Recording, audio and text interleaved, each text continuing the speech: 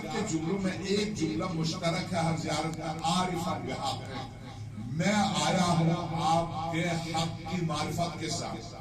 یہ حق کی معرفت کیا ہے؟ یہ اس معرفت کو اگر واقعا معرفت آپ چاہتے ہیں تو 4 علماء کو آپ پڑھ لیجئے۔ ایک سید ہاشم بحرانی کو، جو میں نے تقاریر کی تھی، اعتراض کیا تھا، میں نے آغاز سے کہا تھا جا کے مارکیٹ سے ان کی تفسیر خرید کے لائیے، خرید کے لائے، صرف اس کا مقدمہ پڑھیے۔ سید ہاشم بحرانی رضوان اللہ تعالیٰ علیہ 9 جلدوں پر مشتمل البرہان فی تفسیر القرآن، اس کی صرف اس کا مقدمہ پڑھ لیجیے۔ سن 700 ہجری کے اور 800 کے درمیان کے 817 میں ان کا انتقال ہوا، رجب پرسی۔ ان کی کتاب مشارق الانوار ہے، اور 500 آیہ فی شان علی۔ یہ دو کتاب، اگرچہ رجب پرسی کی بہت سی کتابیں، مگر یہ 2 کتابیں آپ کے دل و دماغ و روح و جسم کو نور ولایت سے منور کر سکتی ہے 2 کتابیں۔ اسی طرح سے امام خمینی رضوان اللہ تعالیٰ علیہ کا آخری حصہ، چہل حدیث کا آخری حصہ، ولایت کے سلسلے میں چہل حدیث کا آخری حصہ، اور خاص طور سے آپ حوزے علمیہ میں امام خمینی رضوان اللہ تعالیٰ علیہ کی وہ کتاب کشف الاسرار۔ کشف الاسرار عربی میں بھی ہے، فارسی میں بھی ہے، اردو میں بھی کسی نے ترجمہ کیا ہے۔ اس کے لیے استاد کی ضرورت ہے، بہت بڑے استاد کی ضرورت ہے جو امام خمینی کو سمجھتا ہو۔ اس استاد کی ضرورت، یہاں لالیہ منظومہ پڑھاتے تھے، سبزواری سبزواری ہوا کرتے تھے، اس طرح کے اس لیول کے ساتھ آیت اللہ جواہر ہوا کرتے تھے، آ کے جامعہ میں ہمیں رسائل و مقاصد پڑھاتے تھے۔ انتقال نہیں ہوا، بلکہ صدام نے اس بزرگوار کو شہید کیا۔ حضرت آیت اللہ ابو قاسم خویری رضوان اللہ تعالیٰ نے کہا، ہم مباحثہ تھے، ہم درس تھے آیت اللہ جواہری کے نام سے۔ اس لیول کے افراد سے آپ یہ موضوعات، ان عنوانات پر اگر آپ واقعا پڑھنا چاہتے ہیں، جاننا چاہتے ہیں، علی شناسی، ایک تو ڈاکٹر علی شریعتی کی ہے، وہ ایک سطحی کتاب ہے، ظاہر وہ یورپ میں پڑھ کر آیا، وہ ایک سطحی کتاب ہے، ظاہر وہ یورپ کا پی ایچ ڈی تھا۔ مگر آپ واقعا علی شناس ہونا چاہتے ہیں، واقعا حسین شناس ہونا چاہتے ہیں، میں صرف اس وقت 2 چیزیں آپ کی خدمت میں پیش کروں گا، جو قرآن کریم سے جو مقدمے کے طور پر پیش کر دیتے ہیں۔ مریم سلام اللہ یا مریم ان اللہ اصطفاک و طہرک و اصطفاک علی نساء العالمین۔ ایک سورہ بارکہ ہود حضرت سارہ سے، فبشرناہا باسحاق، اس کے بعد حضرت سارہ کی گفتگو اور فرشتوں کی گفتگو۔ ایک سورہ قصص میں حضرت موسیٰ کے والد کے بارے میں، وَأَوْحَيْنَا إِلَىٰ أُمِّ مُوسَىٰ أَنِ ارْضِعِيهِ، ہم نے وہی نازل کی موسیٰ کی ماں پر، دودھ پلا لے اپنے بچے کو، موسیٰ کو۔ فَإِذَا خِفْتِ عَلَيْهِ، اگر اس بچے کے بارے میں فرعون و فرعونیوں سے خوف ہو، فَالْقِهْ فِي الْيَمِّ، بچے کو بند کر کے تم دریا میں ڈال دو۔ اِنَّ رَادُّوهُ إِلَيْكَ، اے موسیٰ کی ماں، ہم تجھ سے وعدہ کرتے ہیں تیرے بچے کو ہم تیری طرف واپس لوٹائیں گے۔ وَجَاعِلُوهُ مِنَ الْمُرْسَلِينَ، اور یہ مرسلین میں سے اس کو قرار دیں گے۔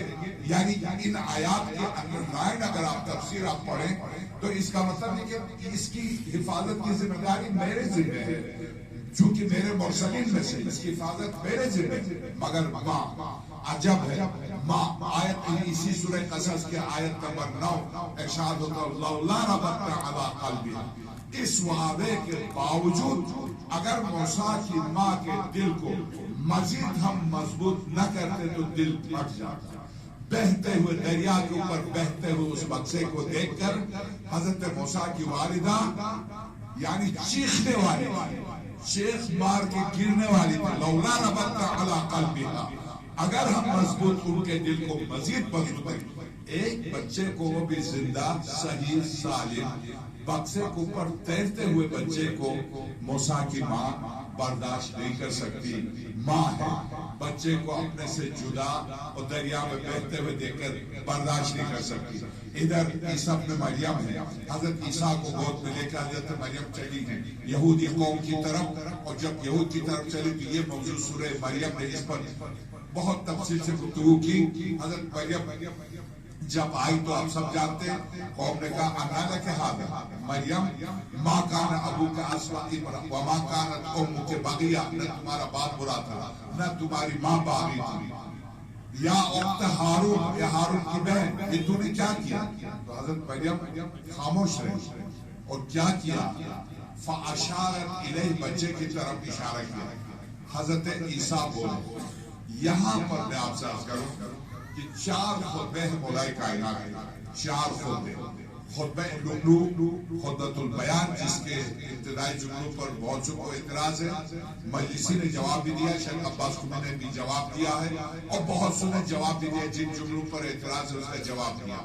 میں چونکہ اس وقت میری گفتگو کا عنوان ولایت امیر المومنین نہیں ہے، ولایت شہزادی زینب سلام علیہا ہے، اس لیے جب حضرت مریم سے کہا انا لک، کہاں سے لے کر، ظاہر ہے ایک خاتون ہے، شادی نہیں ہوئی ہے، بغیر شادی کے بچے کو لے کر آئی اور پوری قوم تیار ہے مارنے پر، انا لک، حضرت مریم خاموش ہے، فاشارت الیہ، اشارہ کیا بچے کی طرف۔ تو حضرت عیسیٰ بولے، قال انی عبداللہ، خبردار میں بندے خدا ہوں، آتانی الکتاب، یہ جملے دیکھیے، آتانی الکتاب، مجھے کتاب دی گئی ہے، یہ نہیں کہا مجھے کتاب دی جانے والی ہے، یہ کہا مجھے کتاب دی گئی ہے، آتانی الکتاب، مجھے کتاب دی گئی ہے، یہ نہیں کہا کتاب دینے، اب مجھے کتاب دی جانے والی ہے۔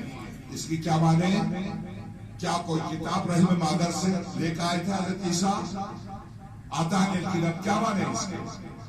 یقیناً سینہ رسالت کتاب الہی، سینہ رسالت، عہدہ رسالت دینے سے پہلے پروردگار عالم اس سینے کو علم سے بھرتا، پھر عہدہ دیتا۔ میرے عزیز آپ یہ آپ دیکھیے، کسی پرائمری، کسی سیکنڈری اسکول، کوئی کالج، کسی یونیورسٹی میں کسی ان پڑھ کو ٹیچر نہیں رکھتے، ہر لیول کے لیے ٹیچر کے تعلیم کی اسی لیول کے لحاظ سے اس کے پاس سرٹیفکیٹ ہونا چاہیے۔ کائنات کل کے لیے یعلمہم الکتاب والحکمۃ، تمام کائنات کے لیے کتاب کی تعلیم دینے کے لیے آیا ہے، ان پڑھ آیا ہے، جاہل آیا ہے، یعلمہم الکتاب والحکمۃ۔ تو میں آپ سے عرض کروں، سینہ رسالت کتاب الہی، یہاں تک انبیاء کے بارے میں بالکل صحیح۔ اب آئیے، اب میں براہ راست شہزادی زینب سلام علیہا پر گفتگو کروں گا۔ کیا فرمایا امام سجاد سلام علیہ نے؟